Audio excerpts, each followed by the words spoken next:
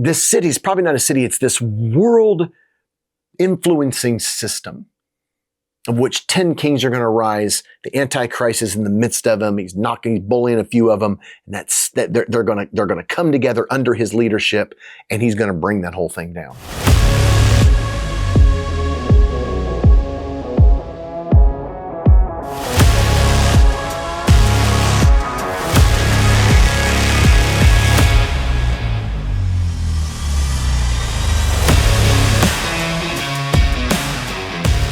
Are we ready? All right, my brother. I'm not a rapper. I want to be a rapper. Deep down inside. Closer. Ooh, not that. Come on, man. Ruining everything. Thank you, Lilo. All right. We ready, man? Let's do this. All right. Hey, welcome back. Timer started. Gonna try to keep this under wraps. Try to keep it on focus, on target. Back in the studio after being on the road for a season, so really excited. Got to take most of the month of May off, so that was really good. But hey, today we're looking at our Eschatology series again, and specifically lesson number 20, which is short recap and then going through Revelation chapter 18. And chapter 19 is going to be so good. It's going to be so good. Cannot wait. And again, I want to give you a couple quick things. We're just going to jump right into this. Hey, I want you to like and subscribe. If you're watching this for the first time, you really need to. Like, this video pops up and you're like, oh, that's kind of cool. There's 19 lessons before this on our playlist, so you need to go back and check that out. And I want to give you a little bit of an introduction as we get into chapter 18, our 19th lesson, which was chapter 17 of Revelation.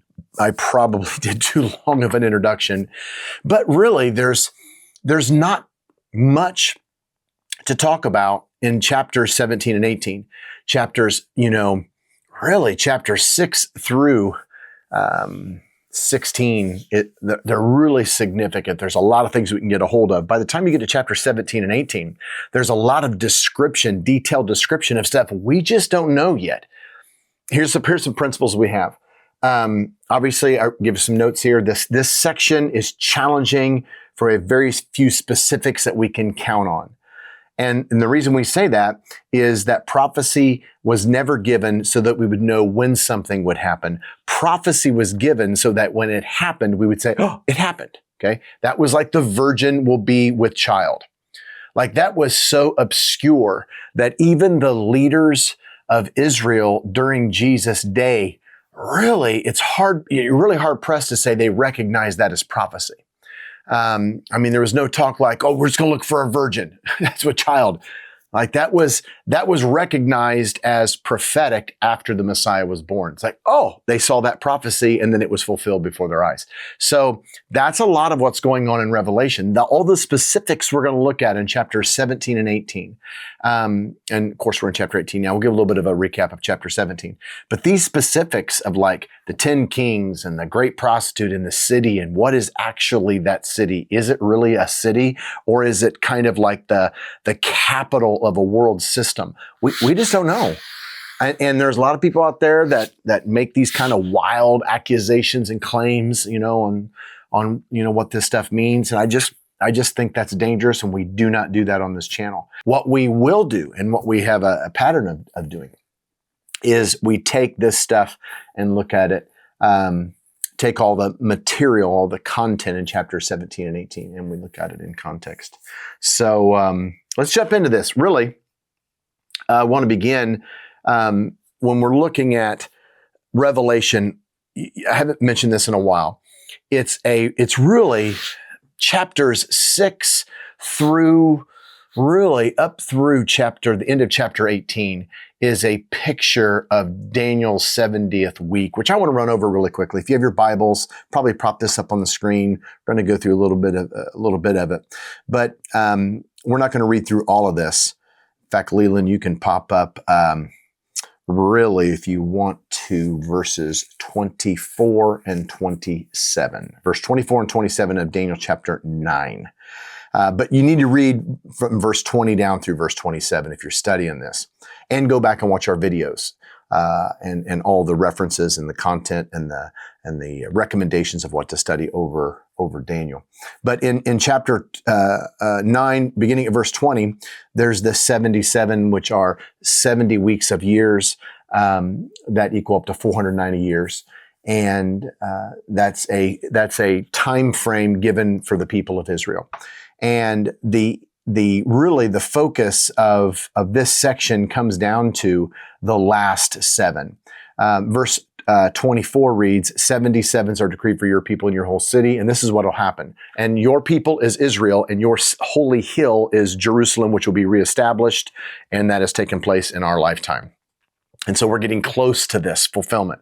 And this 77s, this 490 years is really it has a purpose. And the purpose here is given in verse 24. It's to finish transgression, to put an end to sin, to atone for wickedness, to bring in everlasting righteousness, to seal up vision and prophecy, and to anoint the most holy one, which is the Messiah.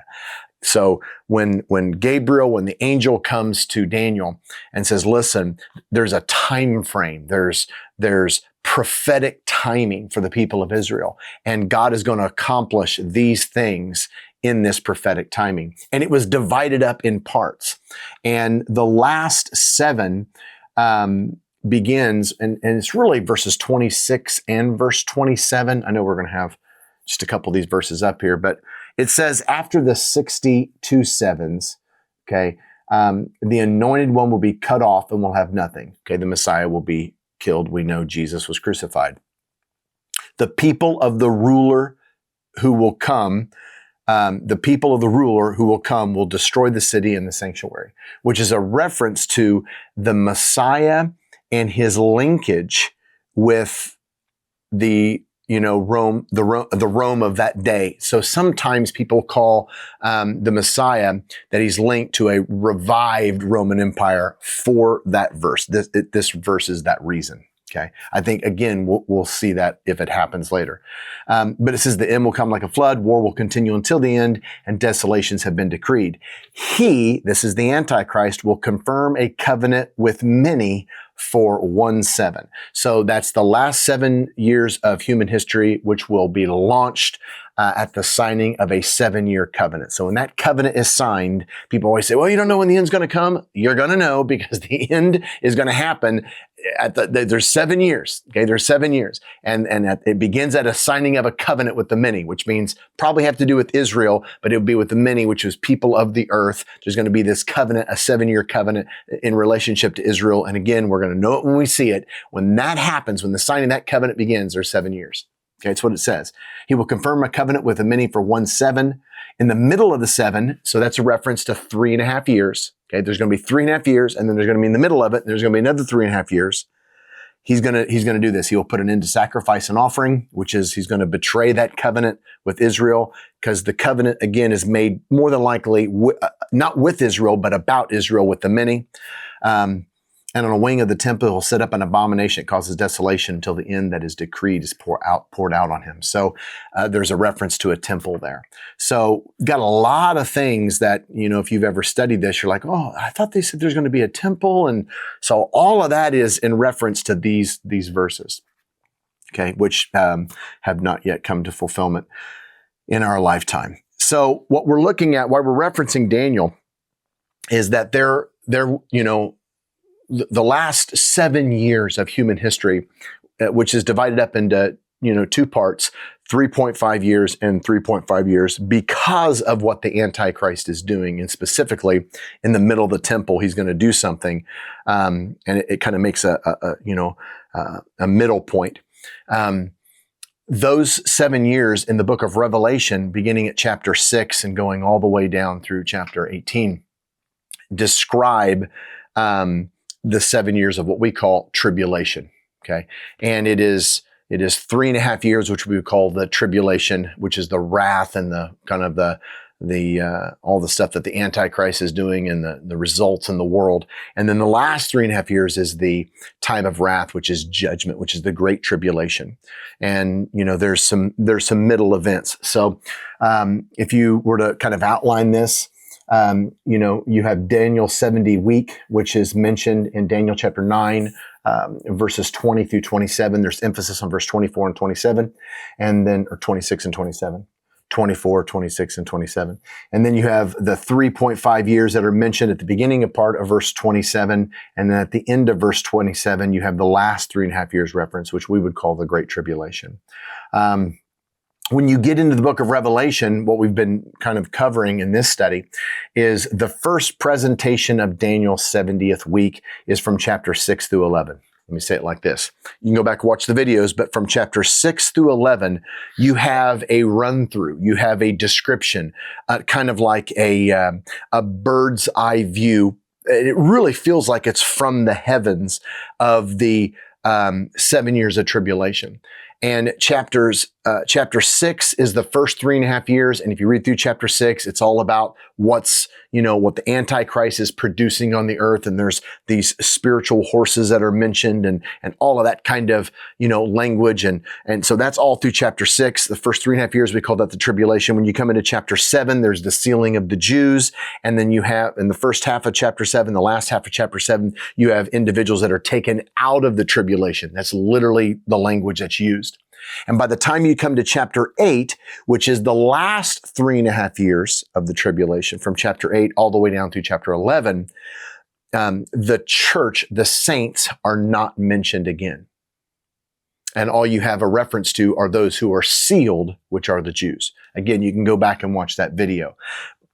But the proposition that we're making is that in chapter 7, with the sealing of the Jews, and then this group of people that's all of a sudden in heaven, made up of every tribe, language, nation, people on earth, and they're standing in the throne, they're wearing white robes, and the elders talking with the angel, and the angel says, hey, these are those that came out of the Great Tribulation. Okay. So in that middle time frame, sometime in that middle, you have all of the saints of the earth from every tribe and nation. They're not Jews. They're standing before the throne. They're children of God, and they're worshiping before the throne, and they're no longer on the earth. We call that a rapture. That's what chapter said. That's just what how the text lays it out. So that's kind of like the first major picture of this, 7 years of tribulation, Daniel's 70th week that's talked about in chapter 9. Of Daniel.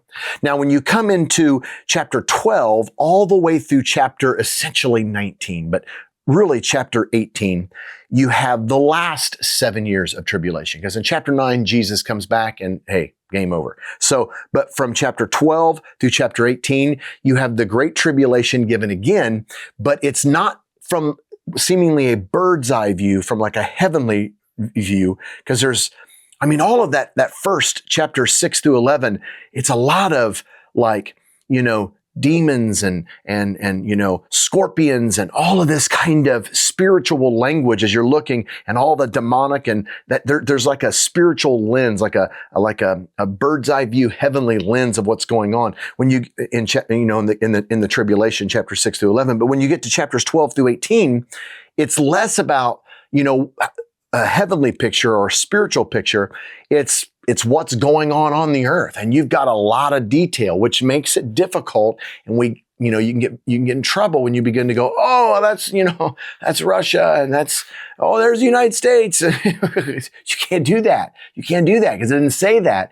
You do have some descriptions, and we're going to get into some of this after we get to chapter 22. We're going to go back and begin to look at the city of 7 hills and the 10 kings. We're going to have individual shorter videos on. Let's go back and begin to look at some of these and make some biblically educated guesses on, okay, what does this look like? What does history say about this? And what do some, fine scholars say about, this area of the world they're talking about? We're going to go back and look at that. But again, you really can't be definitive on it. But from chapters 12 through 18, you have all of this stuff going on, at ground level.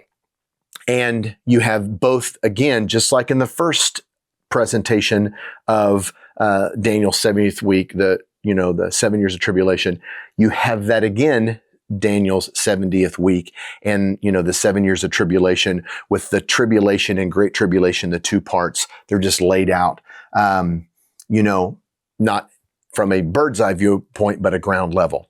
So the second presentation is from chapter 12 through chapter 18. Verses 12 and 13 give you 3.5 years of the tribulation. If you go back and read chapters 12 and 13, you have the whole backstory, which is really cool. It's really interesting, of Israel, who's the woman and the dragon.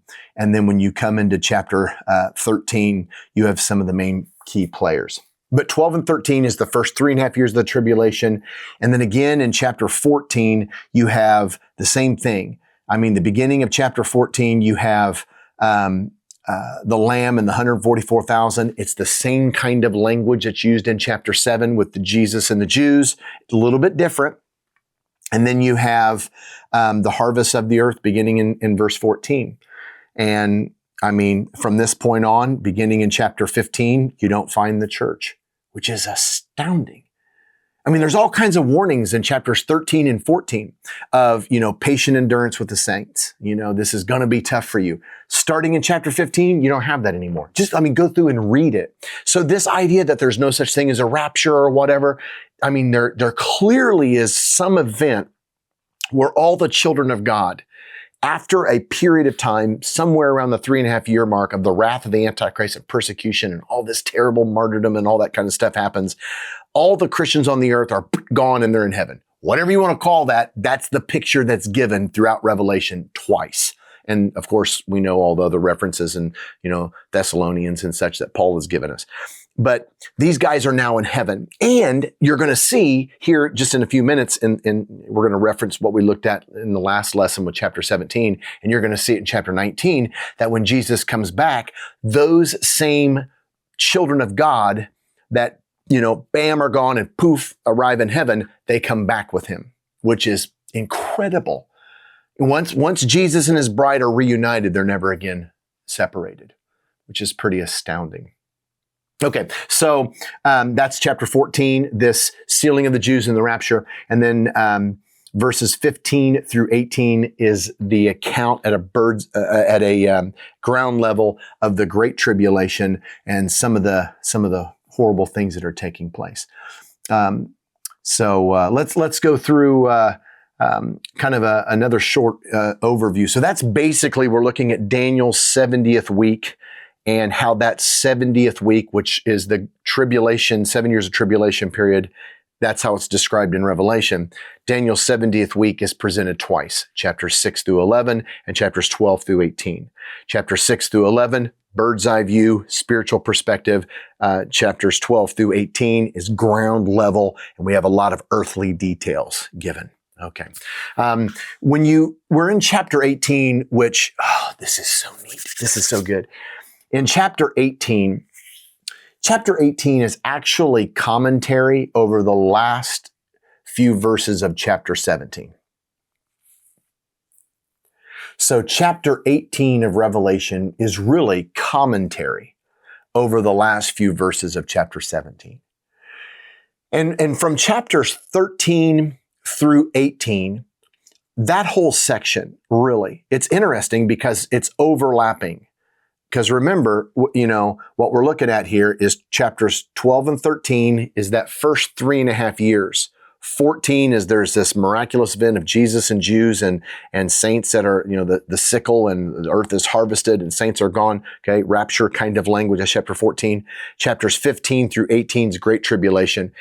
But from chapters 13, really at the beginning of the tribulation, you have some key bad guys that are introduced.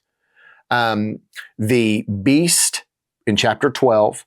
In chapter 13, the first part of chapter 13, you have the Antichrist. He's the one that signs the covenant, brokers the covenant. He's mentioned in Daniel chapter 9. He's introduced at the beginning of chapter 13. In the middle of chapter 13, you have the false prophet. So those guys are introduced. So I want to look at kind of an overview of chapters 13 through 13 through 17, and then we'll look at the commentary at the last few verses of chapter 17. Chapter 18 is just commentary on that last climactic event of chapter 17. And then in chapter 19, Jesus comes back. So chapter 18, this commentary, we'll get to it, but let's look at chapters 13 through 17, because really what's going on in this massive section is just really kind of, it's introducing to us some bad guys that are going to be on the earth.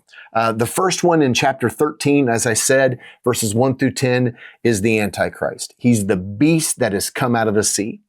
And the beast that's come out of the sea is really linked with the dragon who was on the edge of the sea. And you have over and over and over mentioned, and we'll get to some of this in a second, but the dragon gives his power to this figure. And he's known as the Antichrist. He walks like a beast, or he walks like the dragon. He looks like a little miniature dragon. He has the nature of the dragon. Okay, Satan is going to give him all of his power and authority, and man, he's just the human embodiment of Lucifer. Okay, so he's introduced in chapter 13, verses 1 through 10, and then verses 11 through 18 of chapter 13, you have the beast out of the earth, and he's called the false prophet. He's like kind of like the religious hype man of the Antichrist. Okay, and then it's interesting in chapter 16, verses 13 and 14, and I guess I can read some of this. When you come into chapter 16, verses 13, that's chapter 17, verses 13 and 14, you have always these three together: the beast out of the sea, the beast out of the earth, and the dragon. Listen to verses 13 and 14. Then I saw three evil spirits that looked like frogs. They came out of the mouth of the dragon, out of the mouth of the beast, and out of the mouth of the false prophet. They are spirits of demons performing miraculous signs, and they go out to the kings of the whole world to gather them for battle in the great day of God Almighty, which he talks about as Armageddon. So, down in verse 16. So these three, the dragon, Antichrist, and false prophets, they are the main bad guys. Introduced in chapters 12, the dragon, and in chapter 12 is the dragon, and chapter 13 is the beast out of the sea, Antichrist, and the beast out of the earth, false prophet. And they're mentioned again throughout, but in chapter 16, verses 13 through 14, they're mentioned specifically. When you come into chapter 17, and chapter 14 again is that like rapture Jewish section. And then in chapter 15 is the judgment, in 16, the judgment starts, okay? So it's this massive judgment, and all these angels have these, 7 angels have these plagues and all this stuff. When you come down to chapter 17, you have the next, real bad guy that's introduced. And it's described as the great prostitute in verse 5. You have several titles written on this particular bad guy, which is Mystery Babylon the Great, the mother of prostitutes, and of the abominations of the earth. Like all evil kind of like stems from the woman, this prostitute, this beast, this mystery Babylon. And Babylon, again, we covered this before, but has its roots all the way back, the Tower of Babel. It's like the symbol of rebellion on earth that has kind of always existed is going on here. That spiritual movement's always going on here, and it culminates at this point in human history. And we have some interesting information in verse 2 regarding the prostitute of chapter 17. This great prostitute Babylon, which will be called a city, has allegiance of the kings of the earth. You'll see that again down in verse 18 of chapter 17. The woman you saw is the great city that rules over the kingdoms of the earth. Okay, so this great city, referred to as a woman, Babylon, has the allegiance of the kings of the earth. So man, they love they love her harlotry, they love her ungodliness. I mean, they're into her. Also in verse 2, the entire world is intoxicated by her sins. So like they're taken with her.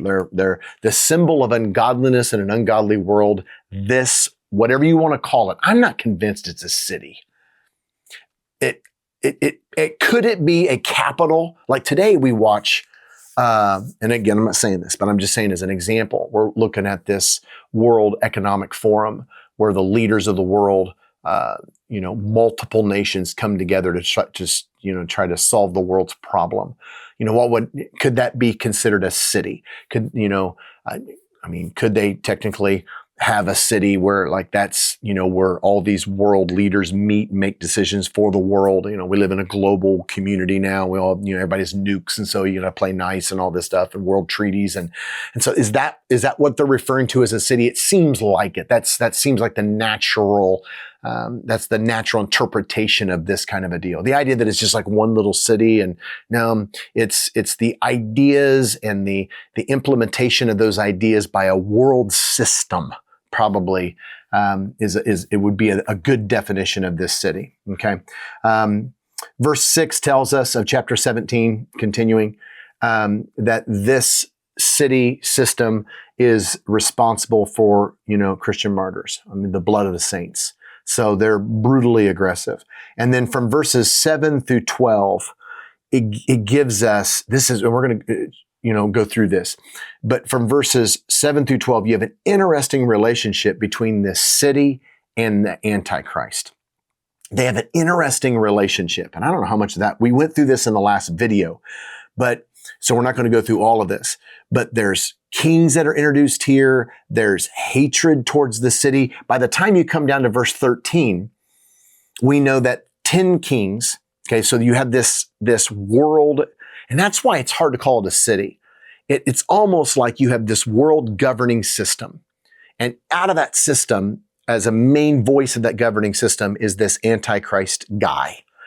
And there were these 10 kings that were really a part of that system, okay, from all around the world. They come and they govern. They're part of that system. And the Antichrist comes from what we learned in Daniel chapter 9 and also here in Revelation, is that he's going to uproot. He's going to uproot one of these guys, or a couple of them actually. And so he's going to end up, we learn here in chapter 17, he hates that system. It's like there's war that goes on. In fact, these 10 kings that he's going to come out of the middle of and kind of push a few of them aside, they're going to give him his power. And that's where the Battle of Armageddon really gets its traction as you get into, as we looked at in chapters 16 and 17. And so it's an interesting relationship between the Antichrist, these 10 kings, and this city. And chapter 18 is a commentary specifically on this section. Let me say this again real quick, so lock in. When you get to chapter 17, really beginning from verses 7 through 12, you begin to discover this interesting relationship between the Antichrist, who is this figure who signs the covenant. And I'm under the impression that covenant was signed in the midst of this, what the passage calls the city, which is probably a governing coalition over the earth. That's how it's described. They call it a city, but but they also call the woman riding a beast. So, and they have a dragon. So imagery language. So this city is probably a governing deal over the earth made up of, is it a location? Perhaps, but it's really an instrument of governance over the earth, of which the Antichrist is a part, in which the covenant, the treaty, the 7-year covenant treaty was probably, fashioned and signed there with the many that are associated with this system that the world just loves. Okay. And out of that come 10 kings. And the 10 kings, the Antichrist, in this coalition, there's problems. In fact, when you get into Daniel, as you go past chapter 9 and 10, 11, and you finish the book of Daniel, you find that the Antichrist is at war. Like there's conflict, with the enemy. There's always conflict. And what's really the crazy conflict is the Antichrist and these 10 kings bring down and destroy this coalition. You find this out in verses 12 through 18. And I want to read this. Listen to this. Hope that made sense. Watch that over again if it didn't. There's an interesting relationship between the Antichrist 10 kings in this city. They're all talked about in this chapter. In verse 12, it says, the 10 horns you saw are 10 kings who've not yet received a kingdom, but who for 1 hour will receive authority as kings along with the beast. They have the one purpose. They're going to give their power and authority to the beast. So in verse 14, they will make war against the Lamb, but the Lamb's going to overcome them because he's Lord of Lords and King of Kings. And with him will be his called and chosen and faithful followers. Let's unpack that really quickly. Again, this is recap from as we go into chapter 18. But these 10 kings They're going to emerge, not given a kingdom. For 1 hour, they're going to get some type of kingdom and authority. They're going to be some big deal there. And their purpose, almost under the impression, out of this city world system, these 10 kings arise, and the Antichrist kind of like, he's at the center of these guys. And it's like a little faction within the system, and they give their authority to the Antichrist, and their purpose is very specific. Okay, they're going to war against, eventually, verse 14 is a prophetic future for them. They're going to end up warring against the Lamb. And they're not going to war against the Lamb. Listen to what it says at the end of verse 14. And with him will be his called and chosen faithful followers. Again, when Jesus comes back, the raptured believers are with him. We'll get to some more of that here just in chapter 19. But that's consistent. Both in chapter 7 and in chapter 14, there's these miraculous events where all the Christians on earth are suddenly gone from every tribe, language, nation, people, group. They're standing before the throne. And the angel in chapter 7 says they came out of the great tribulation. And then from chapters 8 through 11, no more bride. When you come into chapter 12 from the ground level view, not, of chapters 12 through 18, the tribulation again, during those initial years, massive persecution. But by the time you come to chapter 14, again, you have this Jewish Jesus relationship thing going on. Same thing in chapter 7, the beginning of chapter 7, with the sealing of 144,000. They're talked about again in the beginning of chapter 14. And then these three angels come, and you have, this figure, this Christ figure on the cloud, and he's got a sickle, and he reaps, and all of a sudden, all the believers are gone again. And then another angel comes and he reaps, and it's just, and then it's judgment, which starts at chapter 15. And chapters 15, 16, 17, and 18, you've got all this stuff going on in massive judgment, but believers are not there. So by the time he comes back in chapter 19, Jesus, we're with him. So you just have to watch. If it's too much, watch this over and over. But that's the narrative that's being painted. Okay, so when you pick up in verse 15, so what we're looking at, this city, this coalition over the earth, 10 kings are going to rise out of that, and the Antichrist is somehow spurring all of that. In fact, he's bullying some guys. You got some reference, a couple of them falling, and he's come into power, and he literally utilizes this little cohort in the midst of this system for his own agenda. And his major agenda is given in verse 15. And it says, the waters you saw where the prostitute sits are peoples, multitudes, nations, and language. So again, where this city, prostitute, Babylon, it's over the whole world. Multitudes, peoples, nations, and languages. Antichrist is going to rise with 10 kings in the midst of that, and he's going to subdue that whole thing. It says in verse 16, the beast and the 10 horns you saw will hate the prostitute. So the beast and these 10 kings, the Antichrist and the 10 kings, they're going to hate that system. And I assume they're going to hate that system. The impression you get when you read this is the system, he wants to be the system. The beast wants to be the system. Okay, that's the deal. And it says in verse 16, they will bring her to ruin, this system bring to ruin, and leave her naked. They will eat her flesh and burn her with fire. For God has put it into their hearts to accomplish his purpose by agreeing to give the beast their power to rule until God's words are fulfilled. The woman you saw is the great city that rules over the kings of the earth. So by the time you come into chapter 18, this is the fall. This is how that happens. So in chapter 17, the beast and the 10 kings that bring down that system, that world system that the world loves, they're taken after. It's called a city here. That whole destruction of that thing. It's interesting. Chapter 18 describes all that. But unlike the judgments of chapters 15 and 16, it's not angels and plagues and this guy sounds a trumpet and this one throws a mountain. It's not that.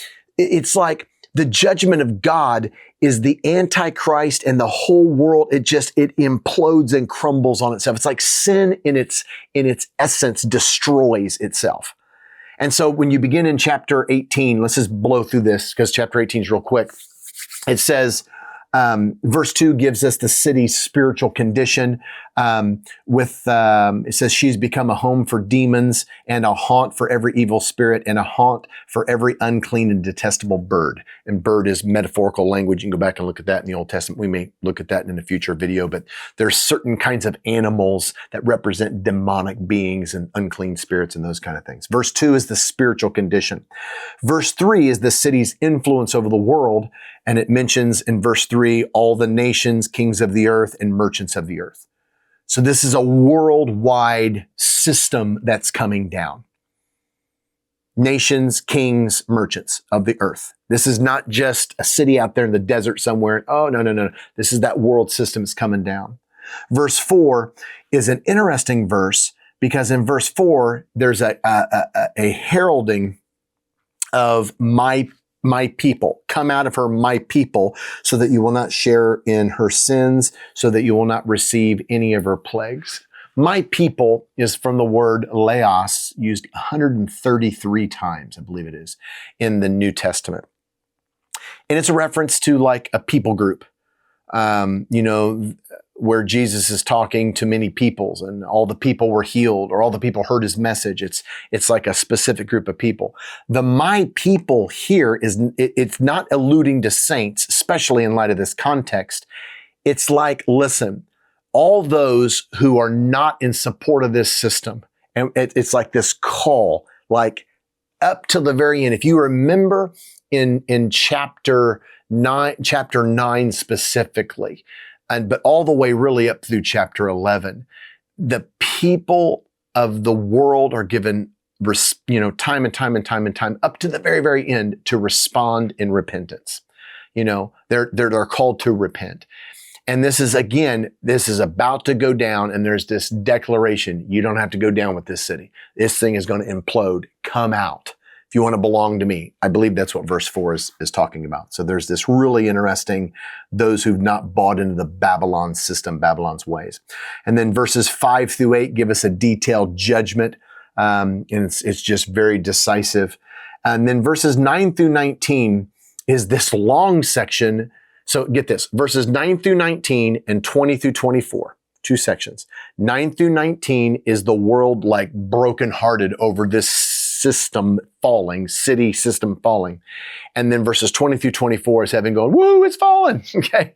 And it's interesting in verses 20 through 24, verse 20, it gives us the way the city treated the saints, apostles, and prophets. Look at verse 20. So verse 20 says, rejoice over her, O heaven, rejoice saints and apostles and prophets. God has judged her for the way she treated you.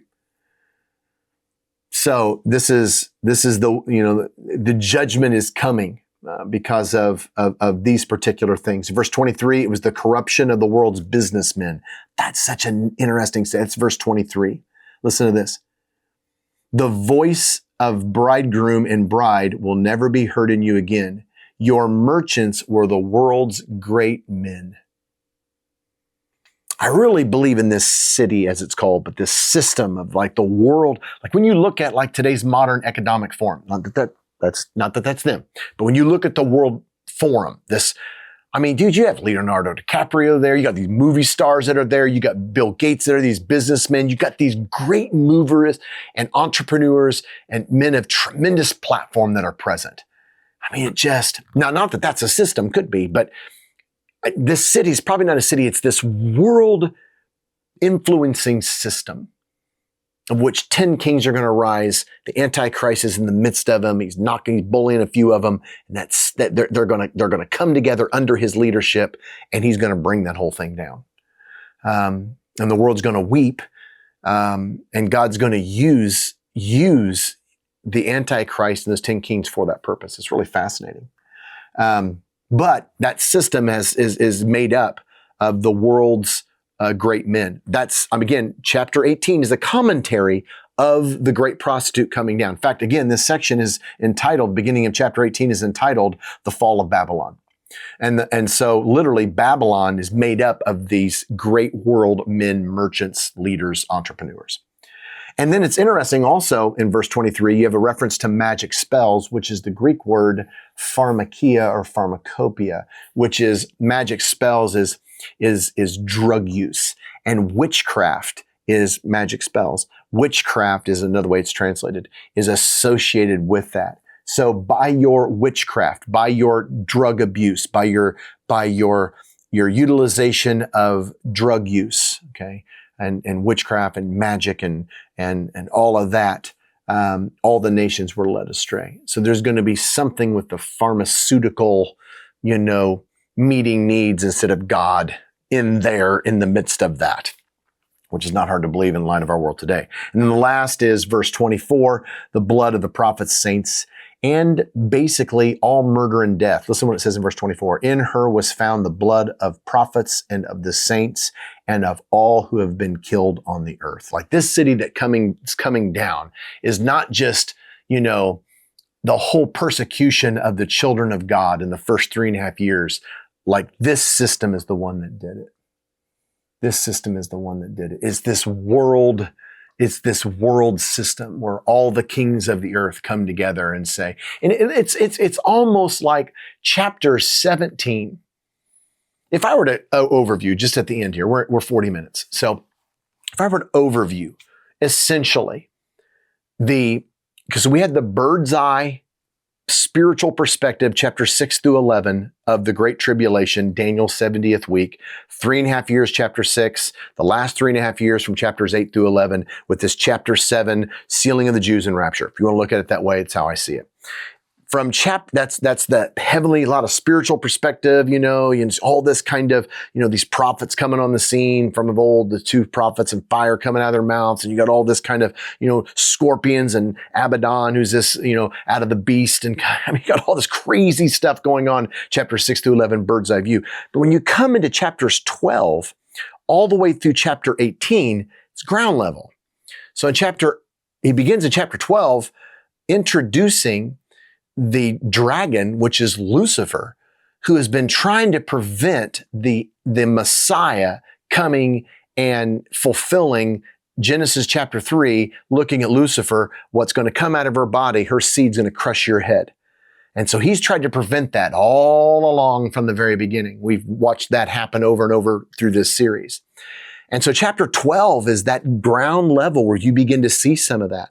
In chapter 13, this beast, still around at the end of days, steps on the scene, calls forth the Antichrist and his little religious hype man, okay? The Antichrist and false prophet in chapter 13. And there's massive persecution going on in chapter 13, even in a little bit of chapter 14. And it's just really, really bad for the saints. And it happens, we learn now, all that persecution happens in this big city called Babylon, kind of like it's the breeding ground where the Antichrist surfaces. So chapter 14, again, you have the same thing as chapter 7 here on the ground level viewpoint, this sealing of the Jews and then this reaping of the saints. And, they're gone, chapters 15, 16, 17, and 18. But in chapters 15 and 16, you have some greater detail given over really what's been happening, that there's been a world system that's developed. It's a world in rebellion against God. It's called a city, but it's probably a system. And it's developed, and it's where the Antichrist has surfaced along with these 10 kings that he's going to groom for his purposes. And there's been a 7-year covenant that's brokered in the midst of that's taken place. And he's going to violate that thing, which means he's going to act in contrary to the whole system. He's probably going to be considered rogue, which is why you have in Daniel chapters 9 through the end of the book, the Antichrist having wars. He's warring over here. He's fleeing over there. It's going to be mass chaos and self-centeredness, just expressed in everybody grabbing for a piece of the pie, so to speak. Because you're going to have 10 kings, are going to have their own agenda with the Antichrist against this system and all the merchants of the world and all that business. So you have all those details given in chapters 15 and 16, that judgment, and then chapters 17 and 18 in the fall of that system. And at the fall of that system, when the Antichrist and these 10 kings and all of that stuff is just wreaking havoc, Jesus is going to come back and bam, he's going to deal with the Antichrist, the false prophet, and that army. And we're going to get to that next lesson. Probably be the next thing I record. So, that's what we're looking at. And I'm really excited to go back and look at some specifics. I want to go into Zechariah. I want to go into portions of Ezekiel, specifically verses 36 through 39. That's some very specific language. I want to go back and I want to look at some very detailed language in Revelation regarding this system and how it's described. The influence is very, very, very plain. It's over the whole world, but it's, there's referencing to 7 hills. I'd like to go back and look at where that's at biblically. Look at Gog and Magog specifically, and the nation far to the north of Israel. All of these things we're still going to go through in this series. So, hey, love for you to stay tuned. From time to time, we'll look through this. You can submit your questions as usual, and I will try to answer them. Lesson 20, chapter 18 wrapped up. See you next time.